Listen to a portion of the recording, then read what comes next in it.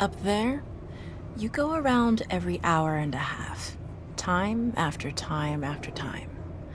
You wake up usually in the mornings, and just the way that the track of your orbits go, you wake up over the Mideast, over North Africa. As you eat breakfast, you look out the window as you're going past, and there's the Mediterranean area, and Greece, and Rome, and North Africa, and the Sinai, the whole area. And you realize that in one glance, that what you're seeing is what was the whole history of man for years, the cradle of civilization. And you go around down across North Africa and out over the Indian Ocean and look up at that great subcontinent of India, pointed down toward you as you go past it. And Ceylon off to the side, Burma, Southeast Asia, out over the Philippines, and up across that monstrous Pacific Ocean, vast body of water. You've never realized how big that is before. And you finally come up across the coast of California and look for those friendly things. Los Angeles and Phoenix and on across El Paso. And there's Houston. There's home. And you look, and sure enough, there's the Astrodome. And you identify with that, you know? It's an attachment. And down across New Orleans, and then looking down to the south, and there's the whole peninsula of Florida laid out. And all the hundreds of hours you spent flying across that route, down in the atmosphere, all that is friendly again. And you go out across the Atlantic Ocean and back across Africa. And you do it again and again and again.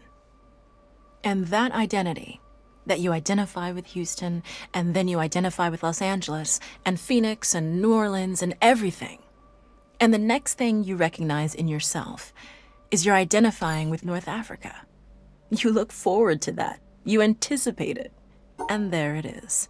That whole process begins to shift of what it is you identify with.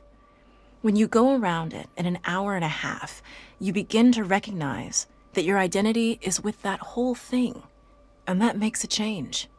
You look down there, and you can't imagine how many borders and boundaries you crossed again and again and again.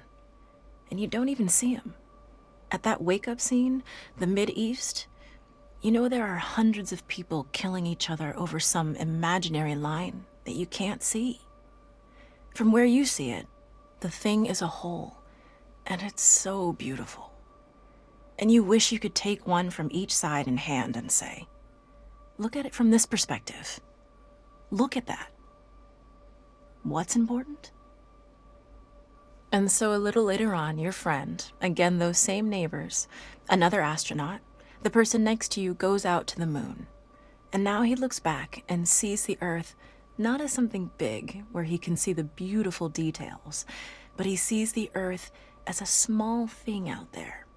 And now that contrast between that bright blue and white Christmas tree ornament and that black sky, that infinite universe, really comes through.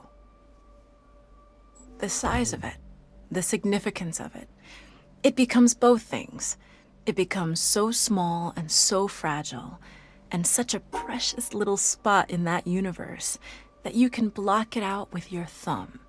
And you realize that on that small spot, that little blue and white thing is everything that means anything to you. All of history and music and poetry and art and war and death and birth and love, tears, joy, games, all of it is on that little spot out there that you can cover with your thumb. And you realize that that perspective, that you've changed, that there's something new there. That relationship is no longer what it was. And then you look back on the time when you were outside on that EVA and those few moments that you had the time because the camera malfunctioned, that you had the time to think about what was happening. And you recall staring out there at the spectacle that went before your eyes. Because now, you're no longer inside something with a window looking out at a picture. But now you're out there, and what you've got around your head is a goldfish bowl, and there are no limits here. There are no frames. There are no boundaries. You're really out there, over it, floating, going 25,000 miles per hour, ripping through space, a vacuum, and there's not a sound. There's a silence, the depth of which you've never experienced before. And that silence contrasts so markedly with the scenery and the speed with which you know you're going. That contrast, the mix of those two things, really comes through. And you think about what you're experiencing and why. Do you deserve this? This fantastic experience? Have you earned this in some way? Are you separated out to be touched by God to have some special experience here that other men cannot have? You know the answer to that is no. There's nothing that you've done that deserves that earned that. It's not a special thing for you.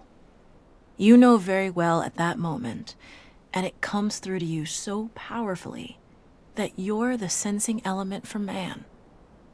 You look down and see the surface of that globe that you've lived on all this time, and you know all those people down there. They are like you. They are you. And somehow you represent them when you are up there. A sensing element, that point out on the end, and that's a humbling feeling. It's a feeling that says you have a responsibility. It's not for yourself. The eye that doesn't see does not do justice to the body. That's why it's there. That's why you're out there.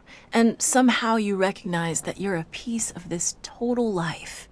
You're out on that forefront and you have to bring that back somehow. And that becomes a rather special responsibility.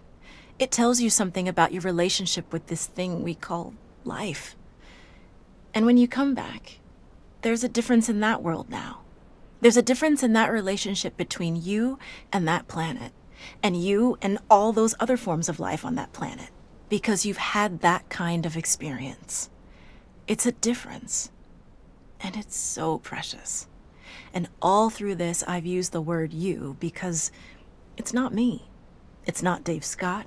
It's not Dick Gordon, Pete Conrad, John Glenn. It's you. It's us. It's we. It's life. It's had that experience. And it's not just my problem to integrate. It's not my challenge to integrate, my joy to integrate. It's yours. It's everybody's. Russell Schweikart, 1975.